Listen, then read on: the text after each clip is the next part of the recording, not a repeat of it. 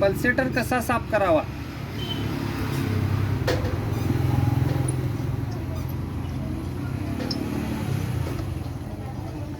आधी ॲडॅप्टरला असा हातानं घट्ट धरा आणि असा पल्सेटर काढायचा. असा दिसणार. त्याला ॲडॅप्टरला खालील बाजूला एक स्टँड असते. ते स्टँड कधी कधी इकडे होते. स्टँड जर निघाले असल्यास चपटी बाजू आत पाहिजे. चपटी बाजू आत. चुकून जर असं बसलं तर हवा लीक होणार. हे होल आणि हे होल समोर यायला पाहिजे.